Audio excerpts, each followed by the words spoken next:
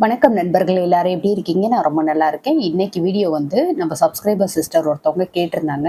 அதாவது ரூ. 20,000 பணம் வந்து எப்படி சேமிக்கலாம்? அதுக்கான சேவிங்ஸ் டிப்ஸ் வந்து சொல்லுங்க அப்படின்றது மாதிரி சொல்லியிருந்தாங்க. ஸோ அதுக்கான வீடியோ வந்து இன்னைக்கு பார்க்கலாம். இது வந்து ஒரு ஷார்ட் அண்ட் பீரியட்ல வந்து நம்ம சேவ் பண்ண போறோம். மணி சேவிங்ஸ் அப்படின்றது வந்து ரொம்ப பெரிய விஷயம்லாம் கிடையாது. ஒரு ரூ. 20,000 சேமிக்கிறது அப்படின்றது வந்து ரொம்ப சுலபமான ஒரு விஷயம் தான். ஆனா அதுக்கு நம்ம எந்த அளவுக்கு வந்து மற்ற செலவுகள்ல வந்து எந்த அளவுக்கு நம்ம வந்து குறைச்சு ஓரளவுக்கு ஓகேவா நம்ம வந்து மற்ற செலவுகளை வந்து மேனேஜ் பண்றோம் அப்படின்றத பொறுத்து கண்டிப்பா நம்மளாலையுமே முடியும். இந்த ரூ. 20,000 சேமிக்கிறது அப்படின்றது மட்டும் இல்லாம நமக்கு வந்து பொதுவாவே வந்துட்டு ஒரு கடன் அப்படின்னு இருந்துச்சுன்னா கட்டாயம் நம்மளால சேவிங்ஸ் அப்படின்றது பண்ண முடியாது. ஸோ நம்ம எப்படி வந்து கடனையுமே அடைக்கலாம், அதோட நமக்கு ஒரு லோ இன்கம் இருந்தாலுமே அதுல வந்து எந்த அளவுக்கு நம்ம வந்து மணி சேவ் பண்ணலாம் அப்படின்ற எல்லா டிப்ஸுமே இந்த வீடியோல வந்து சொல்லியிருக்கேன். ஸோ வீடியோ வந்து ஸ்கிப் பண்ணாம ஃபுல்லா பாருங்க, ரொம்ப ரொம்ப யூஸ்ஃபுல்லா இருக்கும்.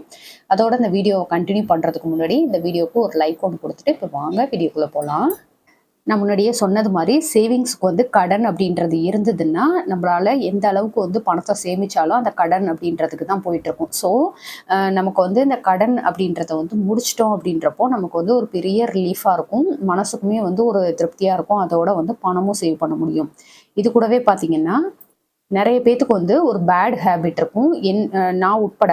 என்ன விஷயம் அப்படின்னு பார்த்தீங்கன்னா, அனாவசியமான செலவுகள் வந்து நெறைய பண்ணுவோம்.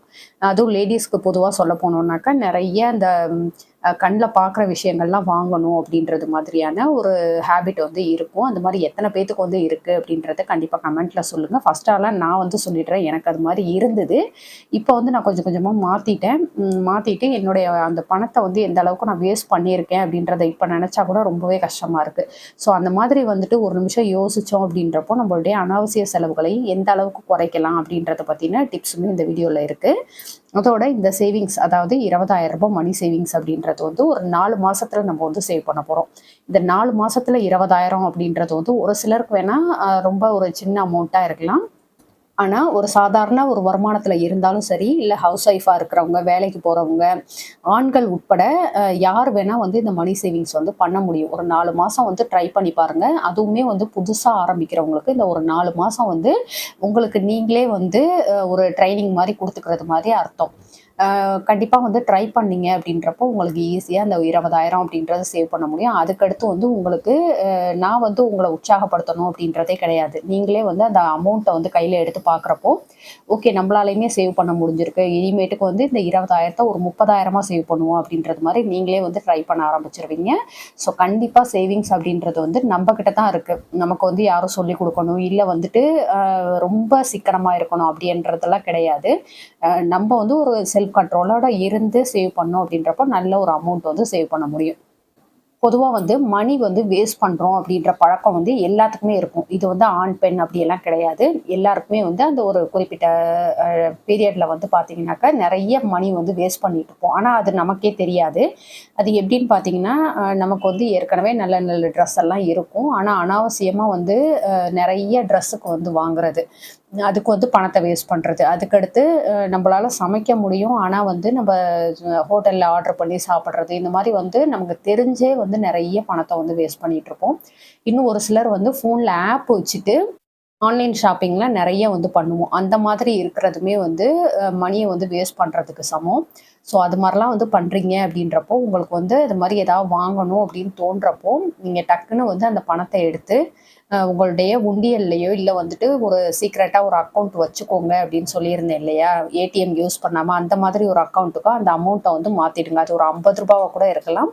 ஆனா வந்து இந்த மாரி நீங்க பண்ணிட்டே இருக்கிறப்போ, உங்களுக்கே தெரியாம நீங்க வந்து ஒரு சேவிங்ஸ் வந்து ஓரமா பண்ணிட்டு இருப்பீங்க. அது வந்து பின்னாடி ஒரு 1 வருஷம், 2 வருஷம் கழிச்சு நீங்க அத எடுத்து பார்க்குறப்போ, நம்பளா வந்து இந்த அளவுக்கு அமௌண்ட் சேவ் பண்ணியிருக்கோம். அப்ப இத வந்து நம்ம வேஸ்ட்டா ஏதாவது வாங்குறதுக்கு பயன்படுத்தியிருந்தோம்னா, எந்த அளவுக்கு இந்த அமௌண்ட் வந்து வேஸ்ட் ஆயிருக்கும் அப்படின்றத நீங்க கண்டுபிடிச்சிட்டீங்க. ஒரே ஒரு டைம் வந்து அத ட்ரை பண்ணி கண்டுபிடிச்சிட்டீங்க அப்படின்றப்போ, கட்டாயம் அதுக்கடுத்து வந்து மணி வேஸ்ட் அப்படின்றதே வந்து பண்ண மாட்டீங்க.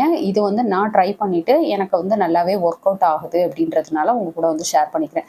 ஸோ மணி வந்து சேவ் பண்ணணும் அப்படின்னா, ஃபர்ஸ்ட் ஆஃப் ஆல் வந்து நம்ம என்ன மணி வந்து வேஸ்ட் பண்றோம், எந்த விஷயங்கள்ல வேஸ்ட் பண்றோம் அப்படின்றத வந்து கண்டுபிடிங்க. அதுக்கடுத்து அத கொஞ்சம் கொஞ்சமா திருத்திக்க ஆரம்பிச்சோம் அப்படின்னாவே நம்மளால நெறைய பணம் வந்து சேவ் பண்ண முடியும். அடுத்து இந்த 20,000 ரூபாய் மணி அப்படின்றத வந்து 4 மாசத்துல 4 விதமான சேவிங்ஸ் மெத்தடோட நம்ம வந்து பண்ண போறோம். அது என்னென்ன அப்படின்றத அடுத்தடுத்து பார்க்கலாம். இதுக்கு மொத்தமா எத்தனை நாட்கள் இருக்கு அப்படின்னு பார்த்தோம்னாக்கா 120 நாட்கள், அதாவது நாட்கள் கணக்குல 120 நாட்கள் இருக்கு. இல்ல வாரம் நம்ம போடுறோம் அப்படின்றப்போ 17 வாரங்கள் இருக்கு. மாச கணக்குல போடுறோம் அப்படின்றப்போ 4 மாசம் நம்ம கிட்ட மொத்தமா இருக்கு. ஸோ இந்த மாதிரி வந்து ஒரு கால்குலேஷனோட நம்ம வந்து போட ஆரம்பிக்கிறப்போ கட்டாயம் நம்மளால வந்து ஈஸியா சேவ் பண்ண முடியும். ஃபர்ஸ்ட் வந்து மந்த்லி சேவிங்ஸ் வந்து பார்த்துக்கலாம். நமக்கு வந்து எவ்வளோ லோ இன்கமாக இருந்தாலும் மாதம் வந்து ஒரு 1000 ரூபாய் தனியாக எடுத்து வைக்கணும் அப்படின்றது மாதிரியான ஒரு மைண்ட் செட்டுக்கு வந்து வாங்க. எப்பயுமே வந்து நம்ம ஒரு விஷயத்த வந்து செய்ய ஆரம்பிக்கிறப்போ அது வந்து ஓரளவுக்கு ஓகே நம்மளால முடியுமா அப்படின்றது மாதிரி தான் இருக்கும். ஆனால் நீங்கள் வந்து ஒரு கான்ஃபிடென்ட்டோட என்னால் முடியும், நான் செஞ்சு தான் பார்க்குறேன், என்ன ஆகிட போகுது பெருசாக, நான் ட்ரை பண்ணி பார்க்குறேன் அப்படின்றது மாதிரி செய்ய ஆரம்பிச்சிங்கன்னா கட்டாயம் நம்மளால வந்து முடியாது அப்படின்ற எந்த விஷயமே கிடையாது. அதுக்கு வந்து நம்ம மனசு வைக்கலை அப்படின்றது தான் மீனிங். ஸோ கண்டிப்பாக மனசு வச்சு நீங்கள் சேவ் பண்ணணும் அப்படின்றது மாதிரி ட்ரை பண்ணிங்கன்னா உங்களால் முடியும். மாதம் வந்து நம்மளுடைய இன்கமில் ஒரு 1000 ரூபாய் தனியாக எடுத்து வைங்க. அப்போ 4 மாதத்துக்கு 4000 ரூபாய் தனியாக நம்மளால் சேவ் பண்ணிட முடியும். இது வந்து ஒரு முயற்சியாக செஞ்சு பாருங்கள். மாத சேவிங்ஸ் அப்படின்றது வந்து நம்ம நிறைய விதமான செலவுகள் வந்து பண்ணுவோம். பால் செலவு, ஈபி, அதுக்கடுத்து வந்து கேஸ் சிலிண்டர் வாங்குறது, அதுக்கடுத்து மளிகை சாமான் வாங்குறது, இது மாதிரி நிறைய விஷயங்கள் பண்ணுவோம். அதில் வந்து கொஞ்சம் சிக்கனமாக இருந்து ஒரு 1000 ரூபாய் எடுத்து வைக்கிறது மூலமாக நம்மளால் 4 மாதத்துக்கு 4000 ரூபாய் சேவ் பண்ண முடியும். இது வந்து தனியாக இருக்கட்டும். அதுக்கடுத்து வந்து வீக்லி சேவிங்ஸ், வாரம் சேவ் பண்ணுறது. இதில் நான் ஆல்ரெடி சொன்னது மாதிரி வாரம் நம்ம எப்படி பார்த்தாலும் நான்வெஜ் வாங்குறது, காய்கறி வாங்குறது, இந்த மாதிரி விஷயங்கள்லாம் பண்ணுவோம் இல்லையா? அதில் வந்து ஃபர்ஸ்ட் ஆஃப் ஆல் ஒரு 200 ரூபாய் எடுத்து வச்சுட்டு பேலன்ஸ் இருக்கக்கூடிய அமௌண்ட்டில் வந்து நம்மளுடைய வார செலவுகள் வந்து பண்ண ட்ரை பண்ணுங்க. அப்படி பண்ணுறப்போ கட்டாயம் வந்து ஒரு 17 வாரத்தில் 3400 ரூபாய் வந்து சேவ் பண்ண முடியும். இது வந்து ஒரு பக்கம் தனியாக இருக்கட்டும். அதாவது மாத சேவிங்ஸில் 4000 ரூபாய், அதுக்கடுத்து வார சேவிங்ஸில் 3400 ரூபாய், டோட்டலாக பார்த்தீங்கன்னா 7400 ரூபாய் நம்மளால சேவ் பண்ணிட முடியும் ஒரு சின்ன சின்ன செலவுகள்ல இருந்து மிச்சப்படுத்துறது மூலமாக. அதுக்கடுத்து 20,000ல் இந்த 7400 ரூபாய் போக பேலன்ஸ் வந்து 12,600 ரூபாய் இருக்கும். இதை வந்து நம்ம டெய்லி சேவிங்ஸ் அப்படின்றது மாதிரி நம்ம வந்து பண்ண போகிறோம். இதுலையுமே வந்து வார கணக்கு அப்படின்னு சொல்லிட்டு 17 வாரம் சொன்னோம் இல்லையா? ஸோ அந்த 17 வாரம் அப்படின்றது வந்து தனியாக இருக்கட்டும். அதோட ஒரு 4 மாதம் அப்படின்றத 4 நாட்களாக வச்சுக்கோங்க. மொத்தமாக 21 நாட்கள் இதில் முடிஞ்சு போயிடுது. 120 நாட்கள்ல 21 போக பேலன்ஸ் வந்து 99 நாட்கள். 99 நாட்களுக்கு நம்ம டெய்லியும் சேவிங்ஸ் அப்படின்றது மாதிரி எடுத்து வைக்க போகிறோம். எவ்வளோ அமௌண்ட்டுன்னு பார்த்தீங்கன்னா 12,600 ரூபாய். ஸோ இதை வந்து எப்படி எடுக்கலாம் அப்படின்றத வந்து சொல்கிறேன். இப்போ 12,600 ரூபாய் 99 நாட்களுக்கு ஒரு நாளைக்கு 128 ரூபாய் அப்படின்றது மாதிரி எடுத்து வைக்கலாம். எடுத்த எடுப்புக்கே வந்து என்னங்க இவ்வளோ பெரிய அமௌண்ட்டாக இருக்குது, டெய்லியும் இவ்வளோ எடுத்து வைக்க முடியுமா அப்படின்றது மாதிரி உடனே வந்துட்டு ஷாக் ஆகிடாதீங்க. நம்ம வந்து நான் முன்னாடியே சொன்னது மாதிரி முயற்சி பண்ணுறோம் அப்படின்றப்போ நம்மளால முடியும். உங்களுக்கு ஒரு நாள் வந்து இந்த 128 ரூபாய் எடுத்து வைக்க முடியல, ஒரு 2 நாள் எடுத்து வைக்க முடியலன்னா அதுக்கு அடுத்த நாள் வந்து சேர்த்து எடுத்து வைக்க பாருங்க. இல்லை அந்த வாரம் சொன்னோம் பார்த்தீங்களா, அந்த டைம்ல வந்து ஒவ்வொரு வாரத்துக்கும் சேர்த்து நீங்கள் எடுத்து வைக்க பாருங்க. எது ஒன்றுமே ஒரு சின்ன முயற்சி, அதோட வந்துட்டு ஒரு கான்ஃபிடென்ட்டோட நீங்கள் பண்ணுறீங்க அப்படின்றப்போ அந்த செயல் வந்து கண்டிப்பாக சக்ஸஸ் ஆகும். ஒரு 20,000 ரூபாய் வந்து 4 மாதத்தில் சேவ் பண்ணுறது அப்படின்றது வந்து ரொம்ப சின்ன விஷயம்தான். அதை வந்து ட்ரை பண்ணுறதுல தான் இருக்குது. ஸோ கண்டிப்பாக உங்களால் முடியும், எடுத்து வைங்க.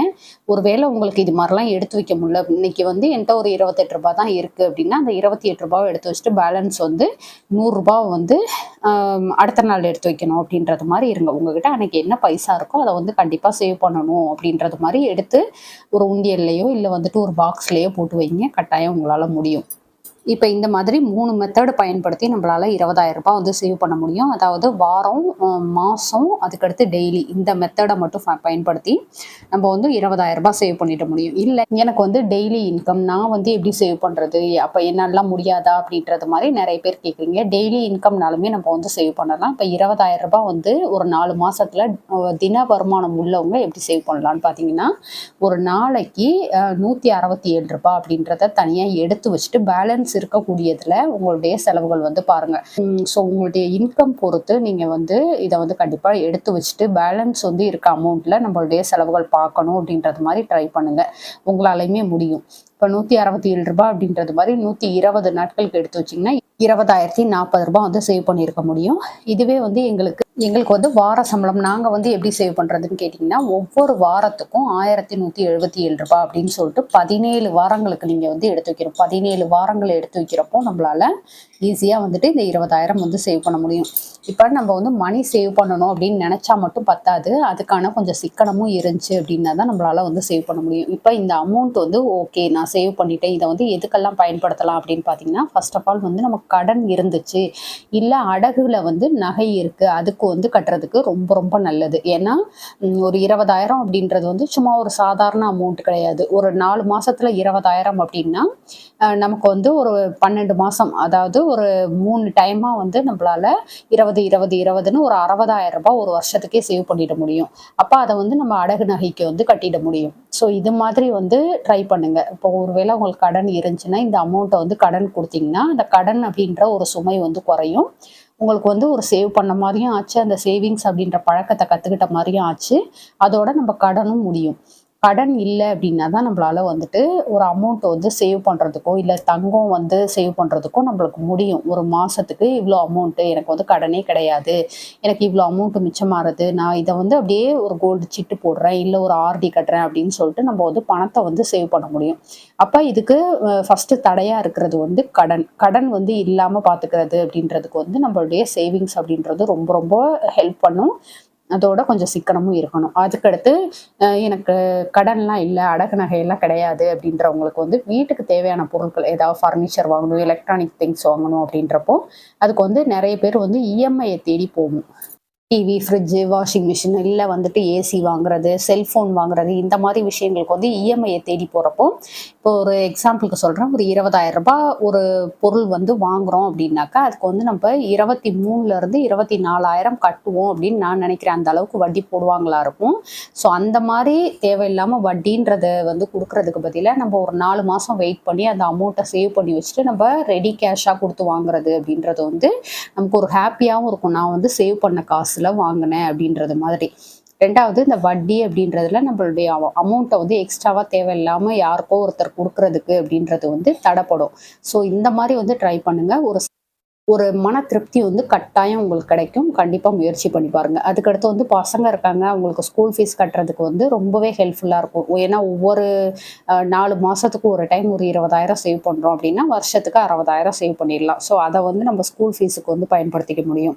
இல்லை எனக்கு இது மாதிரி எந்த ப்ராப்ளமும் இல்லை, எனக்கு கோல்டு தான் இப்போதைக்கு வேணும் அப்படின்னு நினச்சிங்கனாக்க ஒவ்வொரு 4 மாசத்துக்கு ஒரு டைமும் இந்த மாதிரி ஒரு 20,000 25,000ன்னு சேவ் பண்ணி வச்சுட்டு அதை வந்து கோல்டு இன்வெஸ்ட்மெண்ட்டுக்கு வந்து பயன்படுத்தலாம். அதாவது ODI scheme, one time investment. தங்கம் விலை வந்து தாறுமாறா ஏறிட்டு இருக்க இந்த டைம்ல வந்து இந்த ஒன் டைம் இன்வெஸ்ட்மெண்ட் அப்படின்றது வந்து ரொம்பவே ஹெல்ப்ஃபுல்லான ஒரு ஸ்கீம். இதை பத்தின டீட்டெயில் வேணும் அப்படின்னா கண்டிப்பா சொல்லுங்க, நான் வந்து போஸ்ட் பண்றேன். ஸோ இந்த மாதிரி எல்லாம் வந்து நம்ம கஷ்டப்பட்டு சேவ் பண்ண பணத்தை வந்து இந்த மாதிரி விஷயங்களுக்கெல்லாம் பயன்படுத்தணும் அப்படின்னா கட்டாயம் நமக்கு வந்து அதுல வந்து ஒரு மன திருப்தி கிடைக்கும். கண்டிப்பா முயற்சி பண்ணி பாருங்க, ரொம்பவே நல்லா இருக்கும் அந்த ஃபீலிங் வந்து. இந்த மாதிரி ஒரு சேவிங்ஸ்ல வந்து யாரெல்லாம் வந்து கலந்துக்க போறீங்க அப்படின்றது வந்து கண்டிப்பா கமெண்ட்ல சொல்லுங்க. ஓகே ஃப்ரெண்ட்ஸ், இந்த வீடியோ உங்களுக்கு பிடிச்சிருந்தா லைக் பண்ணிக்கோங்க, உங்க ஃப்ரெண்ட்ஸுக்கும் ஷேர் பண்ணுங்க. நம்ம திருச்சி தமிழ் யூடியூப் சேனலை கண்டிப்பா சப்ஸ்கிரைப் பண்ணிட்டு பாருங்க. தேங்க்யூ.